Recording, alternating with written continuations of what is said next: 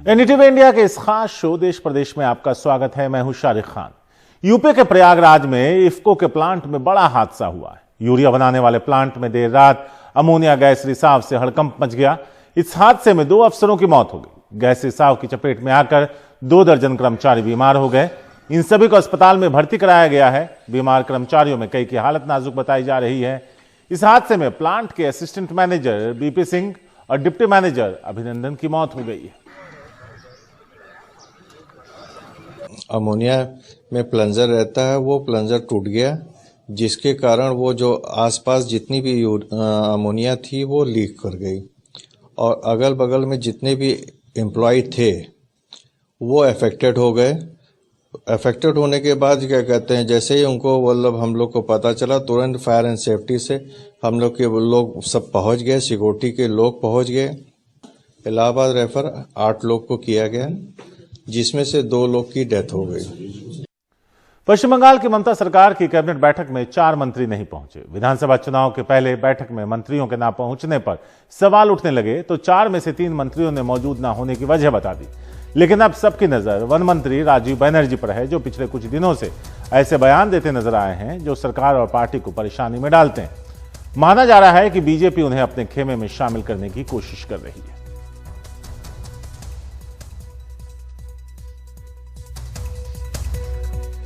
जम्मू कश्मीर के जिला विकास परिषद यानी डीडीसी चुनाव में नेशनल कॉन्फ्रेंस और पीडीपी के गुपकार गठबंधन बीजेपी प्रभारी पड़ गया।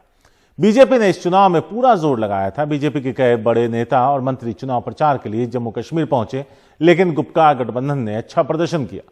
हालांकि बीजेपी घाटी में 3 सीटें जीतने में कामयाब रही।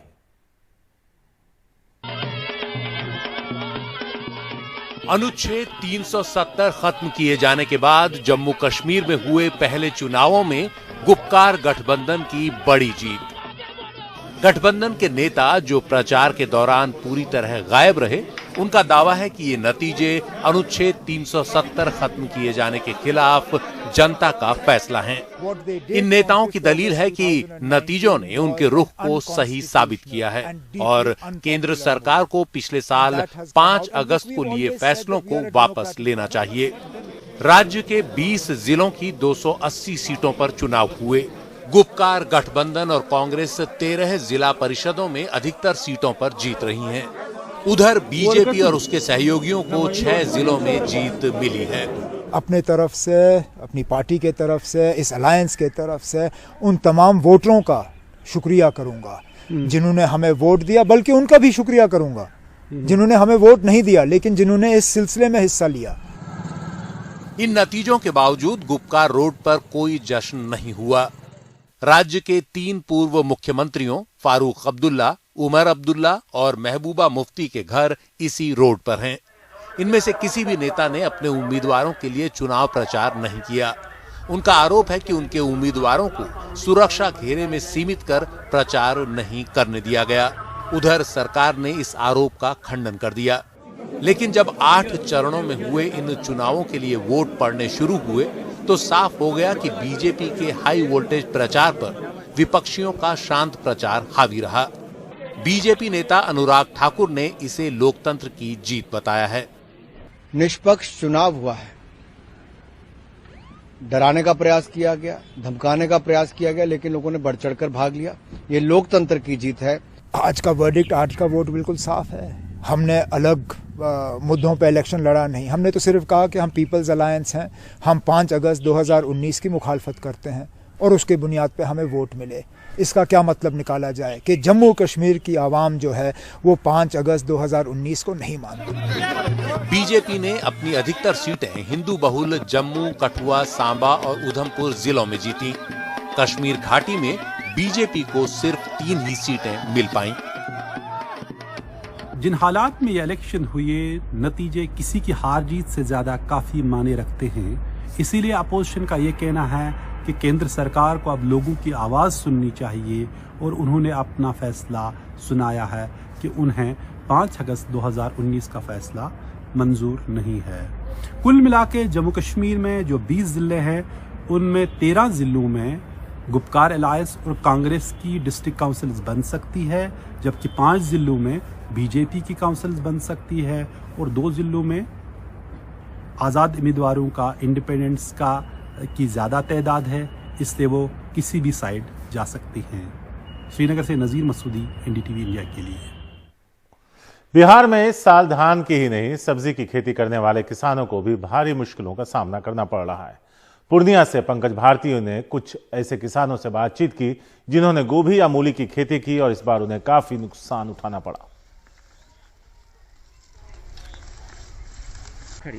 बाजार का सर बहुत स्थिति गंभीर है, यानी कि हम लोग जो यहाँ से ले जाते हैं माल, वहाँ जो है ना 8 आना 1 टका यही रेट बिकता है और इस मूली में हम लोग का बहुत खर्च है, यानी कि ये कि कट्ठा में कम से कम 1000 रुपया से कम खर्च नहीं है और इसको बेचने के बाद मुश्किल से 200 रुपया वो भी नहीं उठता है। कभी कभी ऐसा हो जाता है मार्केट में कि कोई लेने वाला नहीं रहता है, तो इससे हम लोग का बहुत लाचारी है, बहुत स्थिति दयनीय हो रहा है और हम लोग का घर परिवार बहुत जर्जर हो रहा है, रात दिन जो है बहुत दिक्कत में चल रहा है। इस बार तो मूली में किसान पूरा तरह से मर चुका है।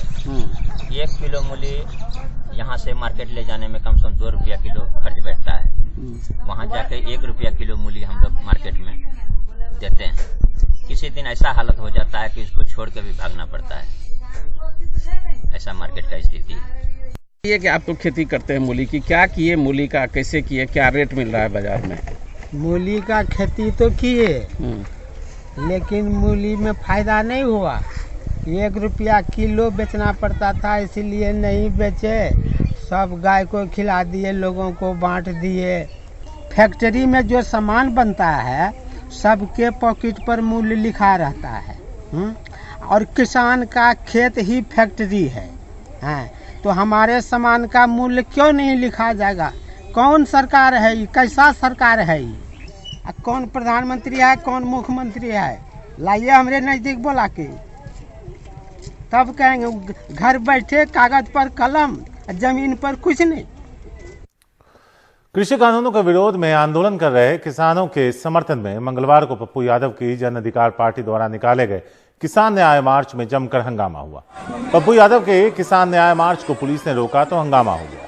वो राजभवन की ओर जाने की कोशिश कर रहे थे, लेकिन बीच में ही पुलिस के रोकने पर पप्पू यादव सड़क पर धरने पर बैठ गए। इस दौरान पुलिस ने लाठीचार्ज भी किया, जिसमें कई लोगों को चोटें भी आई।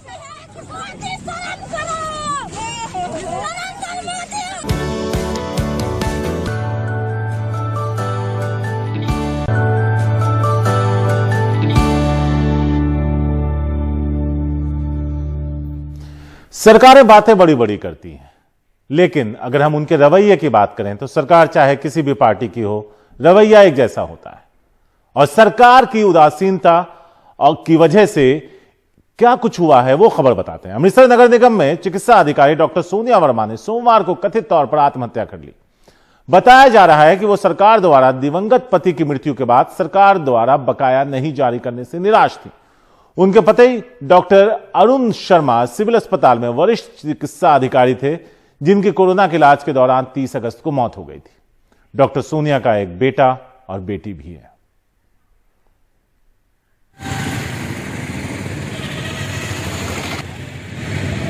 यूपी के शाहजहांपुर में जिला कारागार में यौन उत्पीड़न के सजा याफ्ता आसाराम का गुणगान किया गया।